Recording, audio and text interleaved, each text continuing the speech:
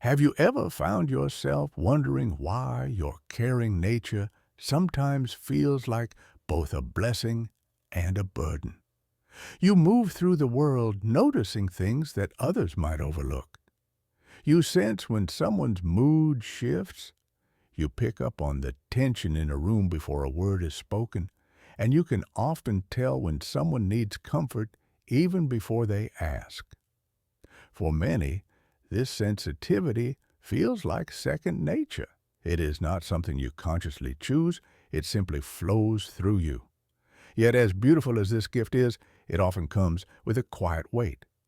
You might notice that your openness draws people in. They confide in you, they lean on you, they look to you as a source of warmth and understanding. At first, this can feel affirming, almost like a calling. You want to help. You want to soothe.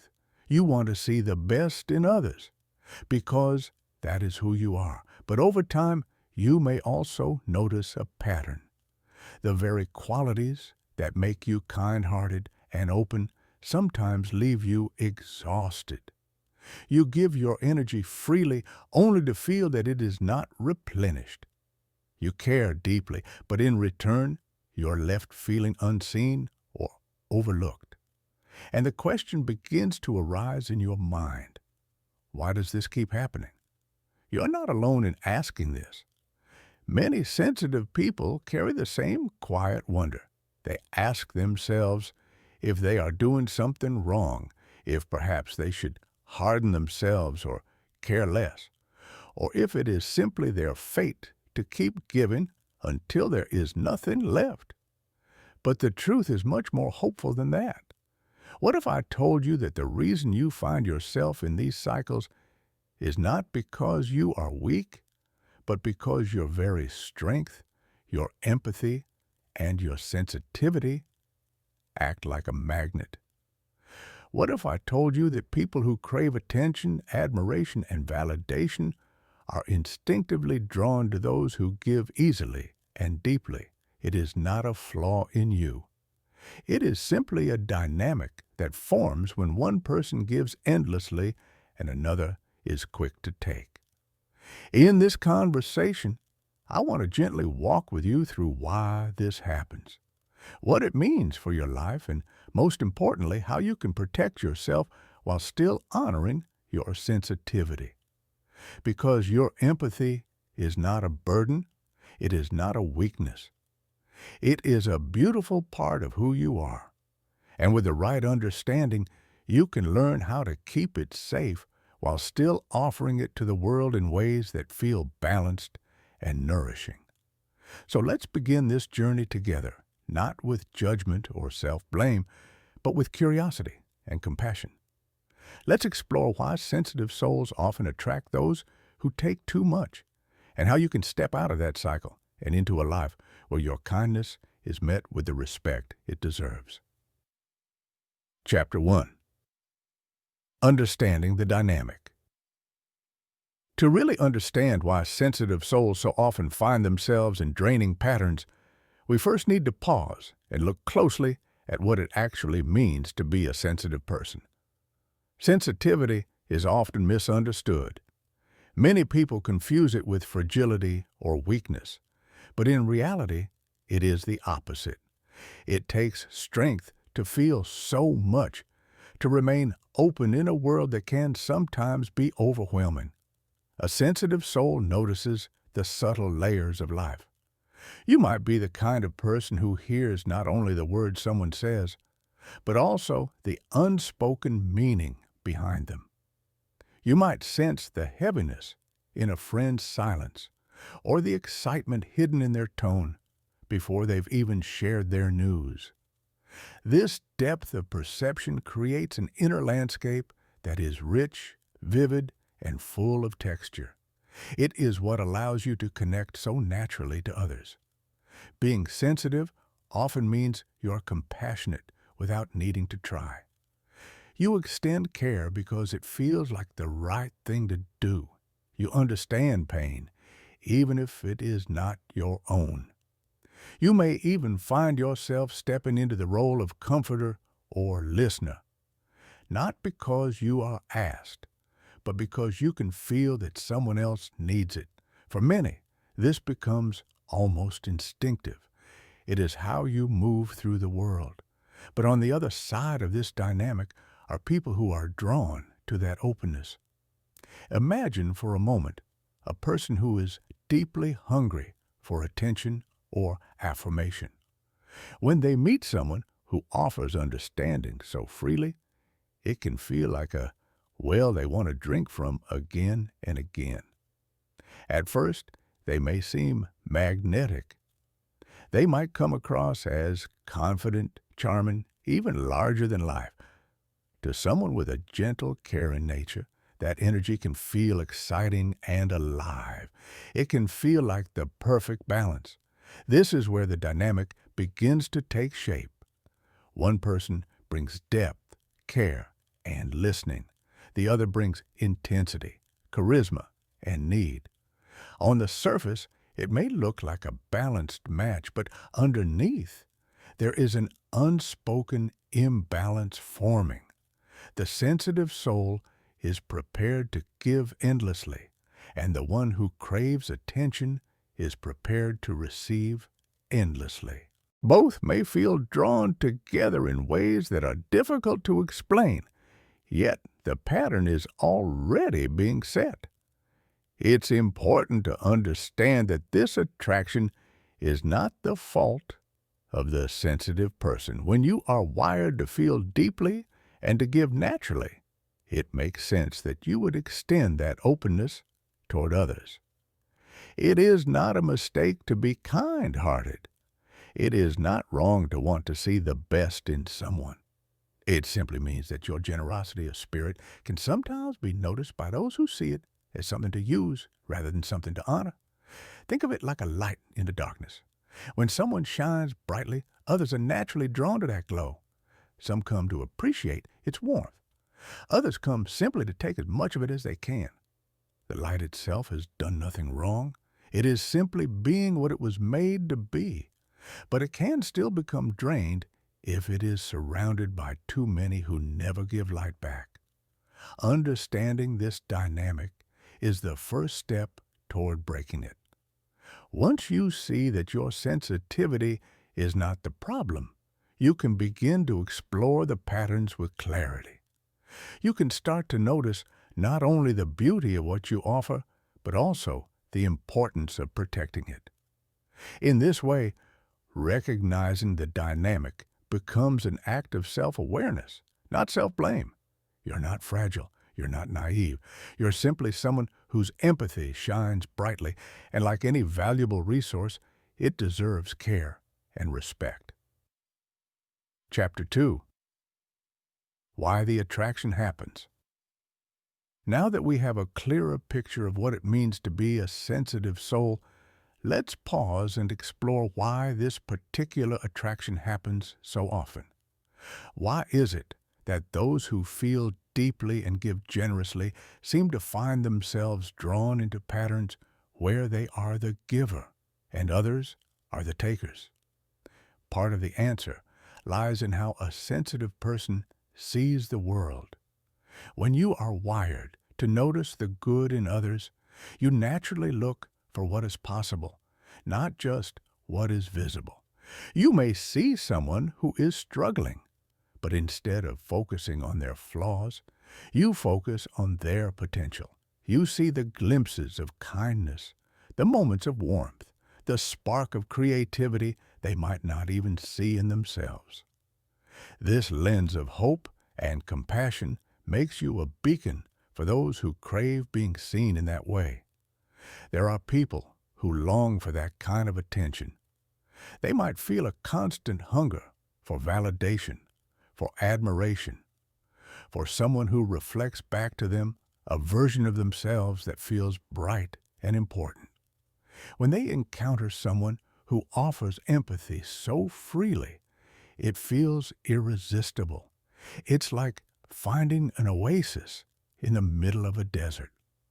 They drink deeply from that well, often without considering how it affects the one offering it. At the beginning, this connection can feel incredibly magnetic.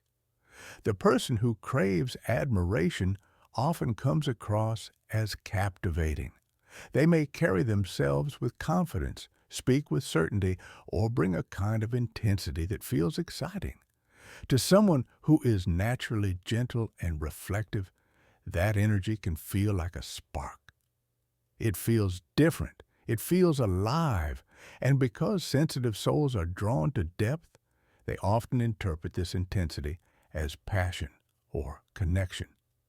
Meanwhile, the person who thrives on attention quickly recognizes what they have found.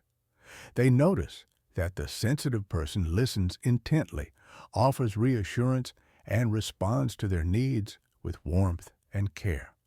It creates an unspoken agreement. One gives endlessly and the other receives. On the surface, it looks like harmony, but underneath, the scales are already tipping. Think of it like a dance. One partner is moving with fluidity, always adjusting, always attuning to the other's steps. The other partner is leading with force, expecting to be followed. In the short term, the dance may look elegant, but over time, the one who is always adjusting begins to feel tired. The movement no longer feels shared. It feels like carrying. This is the hidden reason why the attraction happens so consistently. Sensitive souls bring openness and compassion, and in doing so, they create a space where others feel safe to be admired, validated, even elevated. Those who seek that validation will keep returning to the source that provides it, and unless there is awareness, the cycle repeats. It's important to pause here and remember something crucial. Being drawn into this dynamic does not mean you are weak, foolish, or naive. It simply means that you have been offering your greatest strengths, your empathy, your patience, your ability to see the best in people without realizing that not everyone will honor those gifts. Your sensitivity is not the problem. The problem lies in the imbalance between giving and receiving. So the attraction happens because each side unconsciously recognizes something in the other. The sensitive person feels drawn to intensity, to confidence, to the spark of being needed. The other feels drawn to the endless well of understanding and care. Together, it creates a pull that is powerful, but also precarious. And once you understand this, you begin to see the pattern with fresh eyes. You begin to realize that what felt like fate or inevitability is actually just a dynamic, one that can be noticed, interrupted, and changed. Chapter 3. The cost of the pattern. When this dynamic repeats again and again, it begins to leave a mark. At first, it can be easy to overlook. You may tell yourself that feeling tired after spending time with someone is normal, that being drained is just the price of being caring. You might even reassure yourself that if you just try harder, give a little more, or stay a little longer, the balance will return. But slowly, almost without realizing it, the cost of the pattern starts to add up. For many sensitive souls, the first cost is energy. Giving feels natural, but when the giving is not matched by receiving, the well inside begins to run dry. What once flowed with ease begins to feel heavy. Conversations that used to feel alive start to feel like obligations. Time spent with others leaves you more tired than refreshed. And instead of walking away with a sense of connection, you walk away with a weight of responsibility that never seems to end. Another cost is clarity. When you are constantly adjusting yourself to meet someone else's needs, it becomes harder to hear your own inner voice. You may start to second-guess your instincts, asking yourself whether you are too demanding, too sensitive, or expecting too much. The very qualities that once felt like strengths, your ability to notice, to feel, to respond, become clouded with doubt. You may wonder, am I the problem? Should I be different? Am I not enough? That questioning begins to chip away at your sense of self, and then there is the cost of joy. Sensitivity, when it is honored and balanced, brings a deep sense of fulfillment. It allows you to connect with others in meaningful ways and to experience life with richness and depth. But when your empathy is poured into a dynamic that only takes, joy is slowly replaced with emptiness. Moments that once brought lightness now feel heavy. Laughter feels forced, and the warmth you used to feel in your giving begins to dim. There is also a quiet grief that often comes with this pattern, a grief for the time and energy given without return, a grief for the parts of yourself that feel unnoticed, a grief for the moments when you silenced your own needs, hoping that in doing so you would finally find balance. It is a loss that is difficult to name, because on the surface, you may still appear generous, kind, and open, but underneath, there is an ache that says, when will someone care for me the way I care for them? Over time, the cost becomes more than emotional. It can seep into the way you move through daily life. You may find yourself more tired than usual, less motivated, or carrying a heaviness that lingers even when you are alone. You may begin to withdraw, not because you want to, but because you no longer trust that connection will feel nourishing. The world that once felt alive with meaning begins to feel muted. And perhaps the deepest cost of all is the way this pattern shapes how you see yourself. If you're constantly giving and constantly drained, it can create the illusion that you are not worthy of being cared for in return.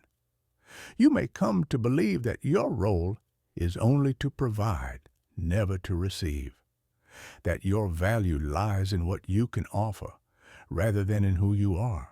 This quiet erosion of self-worth is perhaps the most painful part of the cycle, because it convinces you to stay where you are, even when it is hurting you. But let me pause here to remind you, none of this means you are broken. The cost of the pattern is real, but it's not permanent. It does not define you. It simply shows what happens when sensitivity is left unprotected, when empathy is poured out without boundaries. Just as a river can run dry if it is diverted endlessly without being replenished, so too can your energy fade if it is not honored. Recognizing the cost is not about blaming yourself. It is about noticing what has been lost, so you can begin the process of reclaiming it. Because underneath the exhaustion, the doubt, and the grief, your sensitivity still remains. It has not disappeared. It has only been hidden beneath the weight of imbalance. And once you see that, you can begin to imagine what life might look like when your giving is matched with receiving, when your kindness is respected, and when your energy is protected. Chapter 4. Learning to protect yourself. When you begin to recognize the cost of being endlessly drained, the next step is learning how to protect yourself. And this is where many sensitive souls feel uncertain. The thought of setting limits or creating space can feel unfamiliar, even uncomfortable. You may wonder, if I say no, will I stop being kind? If I step back, am I failing someone who needs me? These questions are natural, but they come from a place of misunderstanding what protection really means. Protecting yourself does not mean closing off your heart. It does not mean becoming hard or distant. Protection is not the absence of care. It is the presence of balance. It is the gentle act of creating a life where your given nature is respected and where you feel replenished instead of depleted. Think of it like tending a garden. A garden cannot thrive if the soil is never nourished, if the roots are pulled at constantly, or if the plants are left without sunlight. Protection is about making sure that what is precious inside you has the space and conditions to flourish. The first way to begin protecting yourself is through awareness. This may sound simple, but awareness is powerful. Start noticing how you feel after interactions. Do you feel lighter, calmer, perhaps even energized? Or do you feel tired, tense, or smaller than before? Your body and your emotions carry signals that tell you when something is nourishing and when it is draining. By paying attention to these quiet signals, you begin to see patterns more clearly. Awareness is like turning on a light in a dimly lit room. Suddenly, you can see where the exits are, where the comfortable places are, and where you no longer wish to sit. The second step is boundaries. Boundaries are often misunderstood. Many people imagine them as walls built high to keep others out. But in truth, boundaries are more like doors. A door allows you to welcome others in, but it also allows you to close when you need rest. A door does not erase connection, it makes connection healthier. Saying no, or even saying not right now, does not make you unkind. It makes you sustainable. It ensures that when you do say yes, it comes from a place of authenticity rather than obligation. Imagine for a moment a candle. If it burns without pause, eventually it disappears. But if the flame is protected from strong winds and given space to rest between lightings, it can last a long time, offering warmth and glow again and again. Boundaries are like that protection. They do not snuff out your light. They help it endure. The third part of protecting yourself is nurturing your sense of self-worth. Sensitive people often confuse their value with their ability to give. It can feel as though being helpful, supportive, or attentive is the reason others stay close. But your worth does not come from what you provide. It does not need to be proven or earned. It is already present, quietly existing in the simple truth of who you are. This is where gentle self-reflection can be healing. Ask yourself, what do I value about myself, apart from what I give to others? What brings me peace even when no one is watching? What qualities would I want to protect if I could hold them in my hands like something fragile and precious? These questions are not meant to create pressure, but to remind you that your identity is more than your role as a giver. Finally, protection comes from the company you keep. Notice the people who leave you feeling seen and steady, the ones who give as much as they take, who listen as much as they speak, who make space for your needs just as you make space for theirs. These are the connections that remind you of your worth. They are the relationships that replenish rather than drain, where you can be both strong and soft, both giving and receiving. Learning to protect yourself is not about building a shield that cuts you off from the world. It is about creating rhythms, spaces, and choices that allow your sensitivity to remain a source of strength. It is about recognizing that you deserve care just as much as anyone else. It is about trusting that your kindness can coexist with boundaries, and that your empathy does not need to cost you your peace. When you begin to practice this protection, even in small ways, something shifts inside you. You start to notice that you have more energy to give where it truly matters. You find yourself feeling lighter, more centered, more connected to your own inner compass. You begin to see that your sensitivity is not something that needs to be hardened or hidden. It is something to be honored, nurtured, and guard it so it can shine with clarity for years to come. Chapter 5. Breaking the Cycle. When you've lived in a pattern for a long time, it can feel almost inevitable, as if life is simply fated to repeat itself. You meet someone, you give, you carry, you feel drained, and then the cycle begins again. After enough repetitions, you might even start to believe that this is just the way life will always be. But the truth is that patterns, no matter how old or familiar, can be broken. They are not permanent. They are not destiny. They are simply habits of the heart, and habits can be changed. Breaking the cycle begins with awareness, but it does not end there. Awareness is like opening a window in a stuffy room.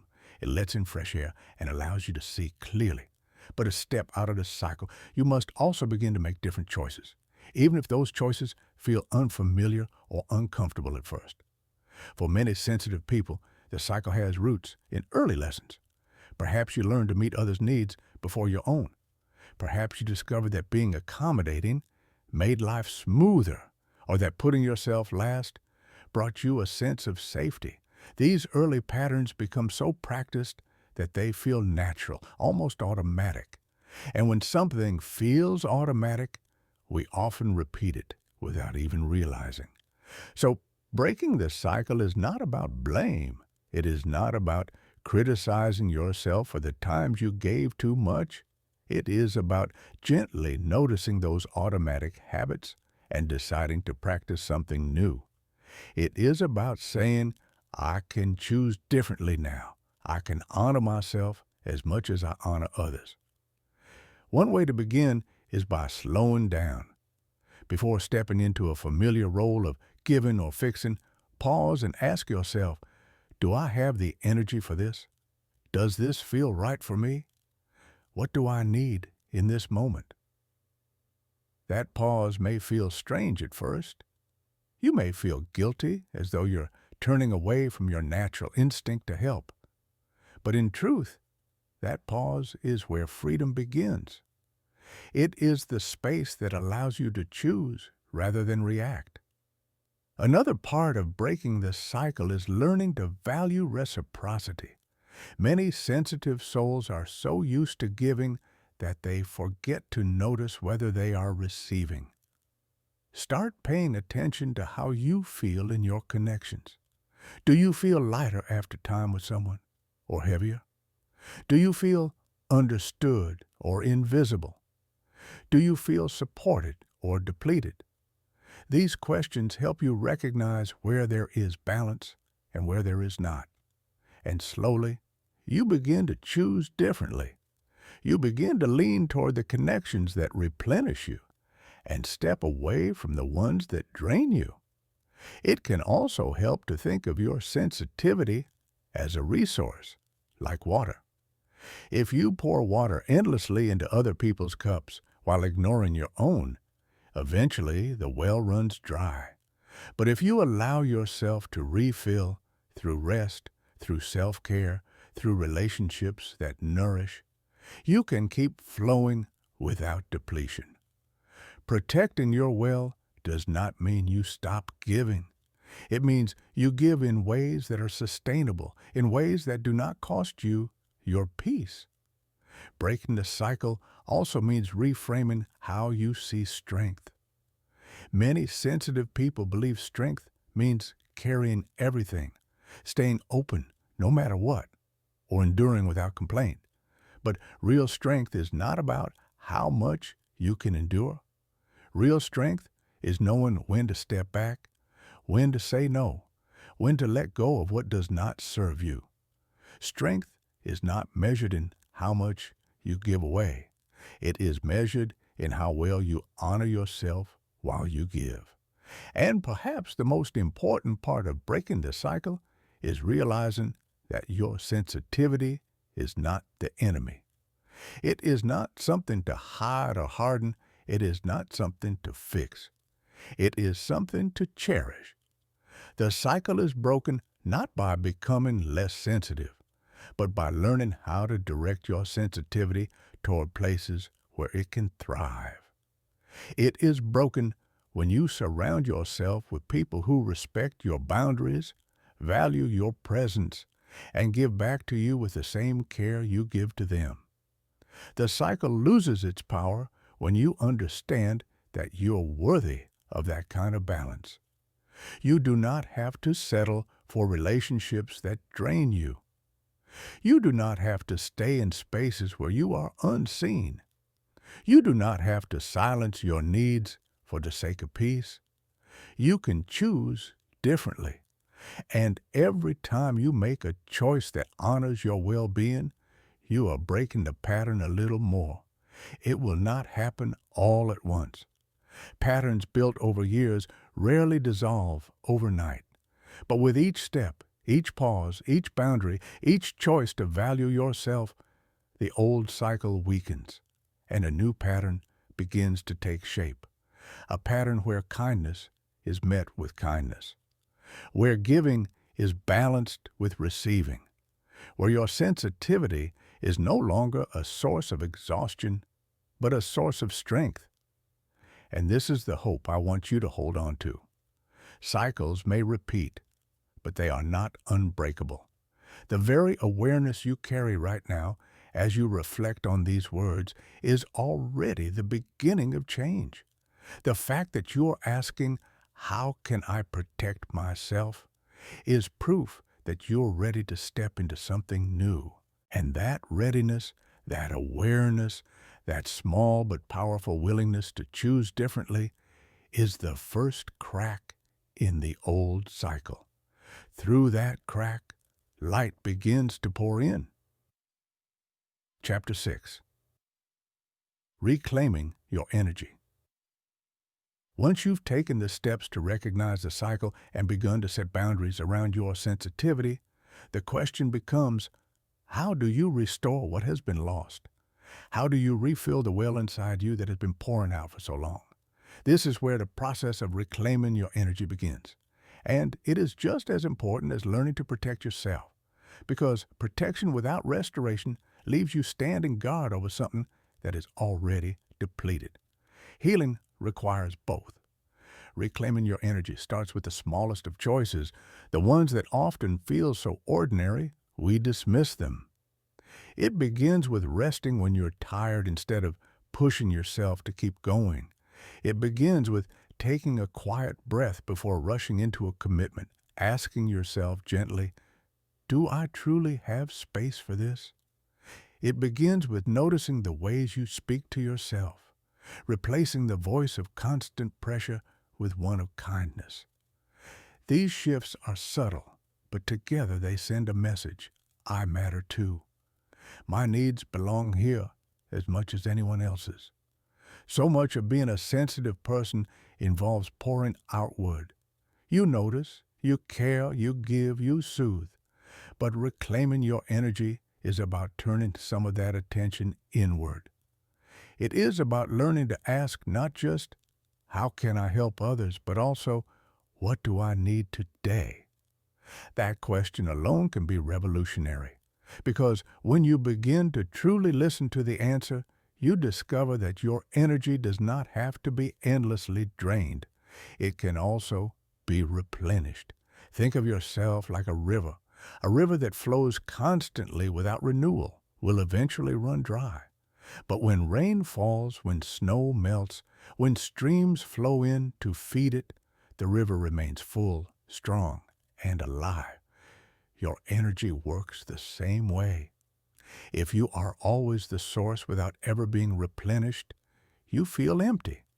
But when you allow streams of nourishment, rest, joy, care, connection to flow back into you, you find yourself able to move forward with strength. One of the most powerful ways to reclaim your energy is through stillness. In a world that praises busyness, stillness can feel unnatural, but stillness is not wasted time. It is the ground where renewal begins. In the quiet, your thoughts settle, your emotions have space to be felt. Your body releases the tension it has been carrying. Stillness is where you remember that you are more than what you do. You are more than how much you give.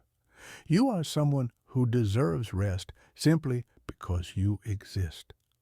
Another way to reclaim your energy is by returning to what brings you joy. Not the kind of joy that depends on meeting someone else's needs, but the joy that comes from activities that light you up from within. For some, it might be time in nature. For others, creating art, listening to music, moving your body, or reading something that stirs your imagination. These moments are not luxuries. They are nourishment. They are the ways your inner well is refilled.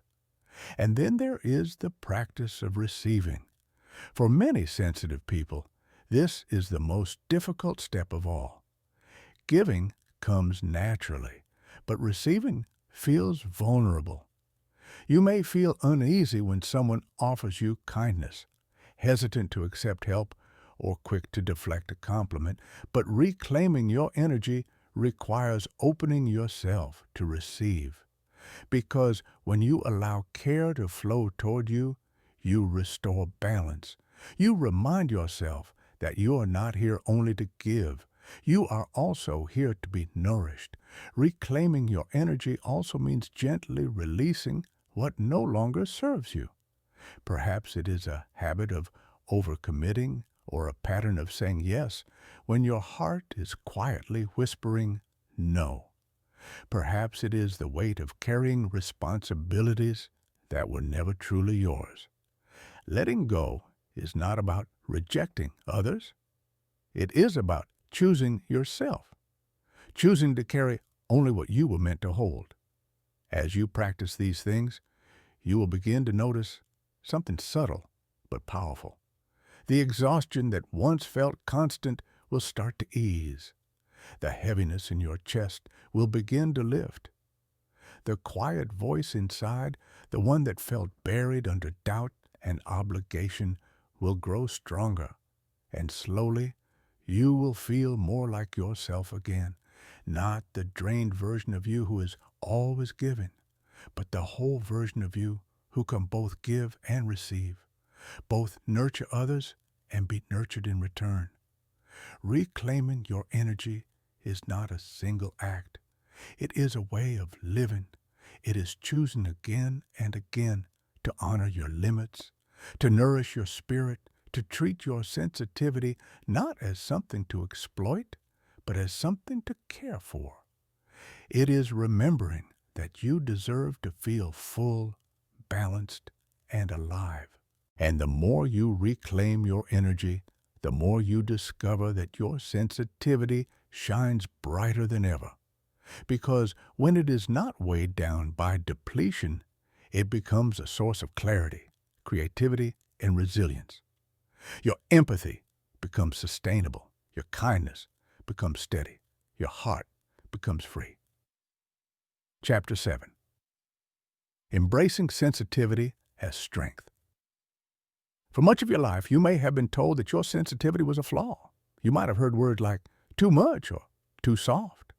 You may have felt the sting of being misunderstood, of having your depth treated as weakness, of carrying emotions that others dismissed or could not handle. And over time, you may have started to believe those messages yourself, as though your sensitivity was something you had to apologize for, something you needed to hide, something you wished you could fix. But sensitivity is not a flaw. It is not a weakness. It is not the part of you that needs to be diminished. It is the part of you that holds immense strength, though perhaps you have not always been shown how to see it. When we speak of embracing sensitivity, we are not talking about hardening or closing yourself off. We are talking about finally seeing it for what it truly is, a profound gift. Sensitivity allows you to notice what others overlook. It allows you to sense the subtle shifts in tone, the small gestures, the quiet changes in a room. It gives you the ability to sit with someone in their sorrow without needing to fix it, simply offering the presence that makes them feel less alone. Sensitivity is the root of compassion, of creativity, of connection. Without it, the world would feel colder, harsher, emptier. With it, there is warmth, understanding, and depth. The strength of sensitivity becomes clear when it is paired with awareness and boundaries. Without those, sensitivity can feel overwhelming, as though you are absorbing more than you can carry. But with them, your sensitivity transforms into a compass. It begins to guide you rather than weigh you down. It helps you know where to invest your energy and where to step back. It shows you which connections nourish you and which ones deplete you. It points you toward the spaces where your heart can thrive. Think of sensitivity like light. Without direction, light can scatter in all directions, losing its intensity. But when focused, light becomes powerful. It can illuminate dark places. It can bring clarity. It can even cut through steel. Your sensitivity works the same way. When scattered without care, it can leave you feeling exposed and exhausted, but when given direction through self-awareness and boundaries, it becomes a source of extraordinary strength. Embracing sensitivity also means releasing the old idea that strength is about hardness. For too long, many people have been taught that to be strong means to endure without showing pain, to build walls around your heart, to push through no matter what. But real strength does not look like that. Real strength is softer and far more resilient. Real strength is being able to feel deeply and still stand tall. Real strength is having the courage to be open in a world that sometimes asks you to close. Real strength is knowing when to protect yourself and when to let yourself be moved. When you begin to see your sensitivity this way, something shifts. You stop seeing it as the part of you that holds you back, and you start to see it as the part of you that sets you apart. You realize that sensitivity is the source of your empathy, your creativity, your insight. It is what makes you a safe place for others. It is what allows you to experience beauty in ways others might miss. It is what connects you to meaning, to purpose, to the richness of life itself. Embracing sensitivity as strength also means living without apology. It means no longer shrinking yourself to make others comfortable. It means no longer trying to toughen yourself just to fit into a mold that was never meant for you. Instead, it means standing fully in who you are and recognizing that the world needs people who can feel deeply, who can listen, who can see the invisible threads that connect us all. And perhaps most importantly, embracing your sensitivity means embracing yourself. It means no longer dividing yourself into good and bad traits, but accepting your whole self as worthy. It means no longer fighting against your own nature, but aligning with it. It means recognizing that your sensitivity is not an obstacle to overcome, but a gift to be cherished, a guide that can lead you toward a life that feels balanced, authentic, and full of meaning. So when you think of the journey you have been on, understanding the cycle, learning to protect yourself, reclaiming your energy, you can see that the destination was never about becoming less sensitive. It was about learning to honor that sensitivity in a way that makes it sustainable. It was about transforming it from a source of exhaustion into a source of power. It was about embracing the truth that your sensitivity is not what weakens you. It is what strengthens you. And the more you embrace it, the more you will discover that the very thing you once saw as your greatest burden is in fact your greatest strength. It is what allows you to live with depth. It is what allows you to create connection. It is what allows you to bring light into places that need it most. And it is what allows you to live a life that feels not just survivable, but truly meaningful. So let yourself embrace it fully. Stand in it without apology. Protect it, nurture it, and let it guide you. Because your sensitivity is not something to hide. It is something to celebrate. It is the part of you that makes you whole. And when you honor it as the strength it is, you step into a life where you no longer fear your own depth, but live from it with confidence and peace. As we come to the close of this journey, I want you to pause with me for a moment and take a breath. Let yourself notice how it feels to sit with everything we've explored together. The patterns, the costs, the ways of protection, the reclaiming of your energy, and the quiet but undeniable truth that your sensitivity is not your weakness. It is your strength. Perhaps as you've listened, memories have surfaced, moments where you gave until you had little left, times when you felt seen only for what you could offer, but not always for who you truly are. Or perhaps what arose for you were glimpses of the future, a hope for new ways of moving through the world, a sense that things can be different, lighter, more balanced. Whatever surfaced, it belongs. Whatever you felt, it is welcome here. Because this is not just a lesson in patterns. This is a lesson in honoring yourself.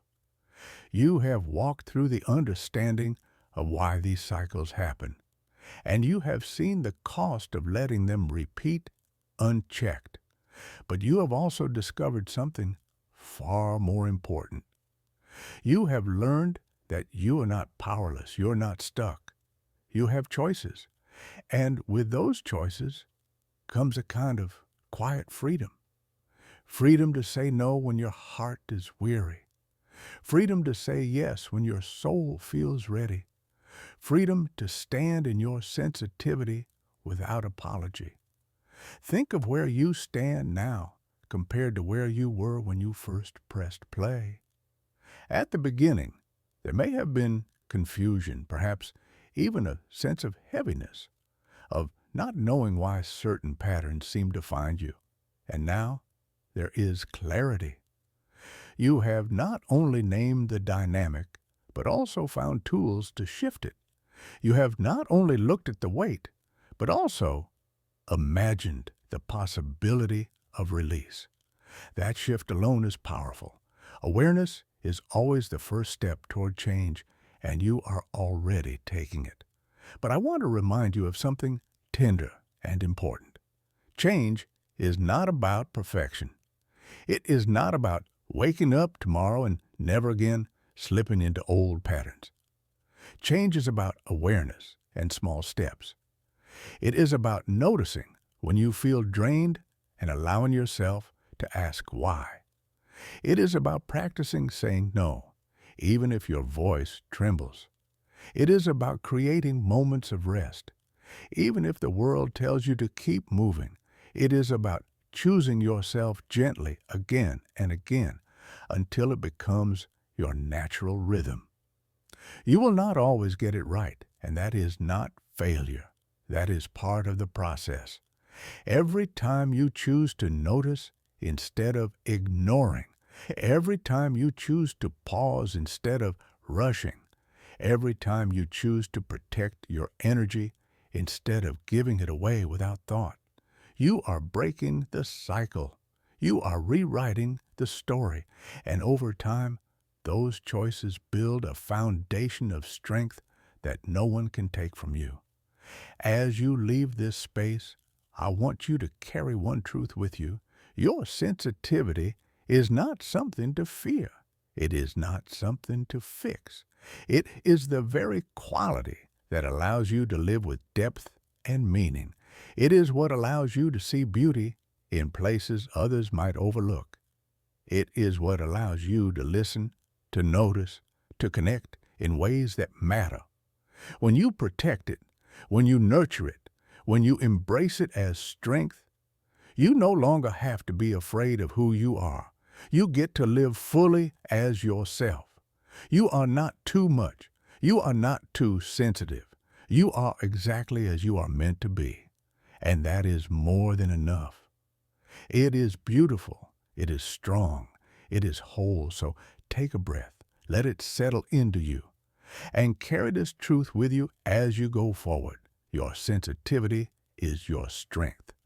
And when you honor it, you step into a life that feels lighter, freer, and more your own than ever before.